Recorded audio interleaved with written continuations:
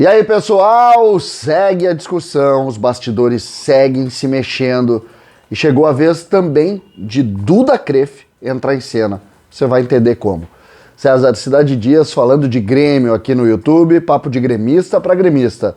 Mas se antes não esqueça, na descrição desse vídeo você tem um link com o passo a passo de um trabalho home office que pode lhe dar mais de R$4.000 de renda extra por mês com investimento de R$67.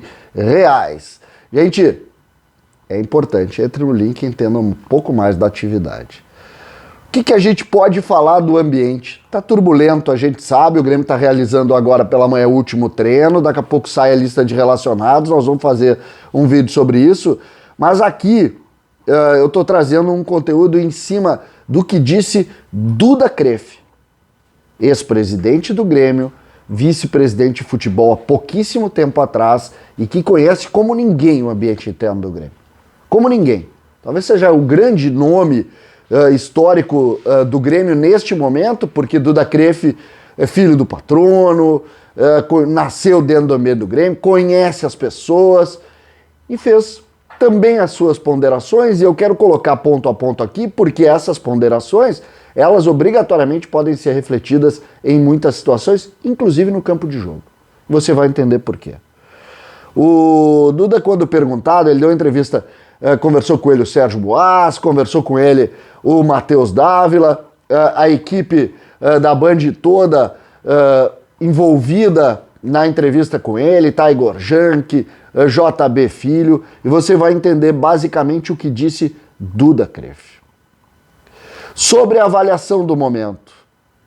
Momento difícil, o Grêmio está em posição que não condiz com sua grandeza. Times grandes como o Grêmio sempre dependem de resultados, de vitórias, para que a torcida fique tranquila e não haja pressão exagerada. Confio em vitória no domingo. Começa assim. Quando questionado sobre Romildo e Marcos Herrmann, ele disse: ambos estão no dia a dia, têm condições de julgar se necessário, e aí revela algum bastidor.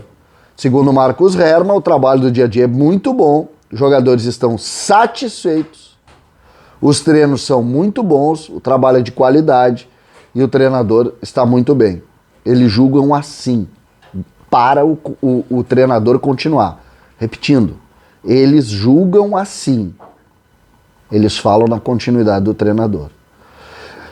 E aí avança, já em cima da sua experiência. Mesmo que o trabalho seja muito bom, em um time grande chega uma hora que não dá mais.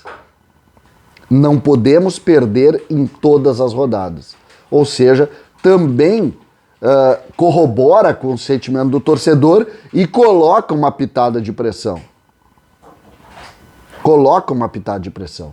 E aí faz uma comparação com Renato Portaluppi. Olha o que disse o presidente Duda. Tenho a impressão que a saída do Renato provocou uma certa estranheza. Eu sabia que depois que ele saísse, antes de melhorar, iria piorar. Mas não esperava que o Grêmio estivesse na lanterna do Brasileiro. Essa é uma discussão recorrente dentro do Grêmio. O efeito da saída do Renato, as consequências da saída do Renato, e o Duda fala em estranheza. Olha que curioso. E avança. Acho que internamente, comparando a outros tempos, o Grêmio continua unido quando se refere a esses bastidores que não estão muito afinados. Mas sempre tem oposição, mesmo que ela seja super quieta. A oposição sempre existe. E quando o time começa a perder, ela fica viva. Eu não entendi isso. O Duda projeta oposição, mas o que a gente tem visto nos bastidores, a oposição, ela parte de dentro do próprio Grêmio. Porque eu não vejo movimentos políticos que estejam e possam estar envolvidos nisso. Mas dentro do próprio Grêmio, pelo que fala o Duda, e ninguém conhece mais, repetindo, esse ambiente como ele. Ele conhece esse ambiente. Ele é desse ambiente. Ele nasceu nesse ambiente. Ele conhece. A gente, nas reuniões do Conselho de Administração, conversamos por uma hora e meia, 2 horas, sobre gestão. dos planos estratégicos para o futuro, enfim, questões de gestão que ele disse. Mas, evidentemente, falamos muito sobre dinheiro e finanças. No fim, falamos um pouco sobre futebol através de relatórios do Marcos e do presidente. O que isso quer dizer? O futebol do Grêmio hoje é gerido por Romildo Bolzan, Marcos Herman, Carlos Amodeu e também o Diego Serra, que chegou agora. 4 pessoas, mais ninguém. Então, quando a gente coloca isso, o fulano, vice-presidente de administração, eles não sabem, eles não estão dentro do ambiente do futebol. O Duda, inclusive, nessa entrevista, ele cita que agora nem no vestiário ele consegue ir em razão do Covid. Sabe há quanto tempo é isso? 1 ano e meio. Então, quem está participando do mundo do futebol são esses 4 que eu falei, mais ninguém. E é importante a gente referir isso, porque as situações, elas às vezes se colocam como se muitos participassem dessa realidade. Sobre contratação, ele falou no nome do Juliano. Ele disse que não ouviu o nome do Juliano em nenhuma dessas reuniões ou conversas, e se tem algo, ele não tem a mínima ideia, não acredita que tenha. Exatamente por nunca ter escutado, né? E sobre o futuro recente, que é o futuro, aquele que a gente precisa viver, que é o futuro do jogo contra o Atlético Goianiense, é interessante a ponderação do Duda.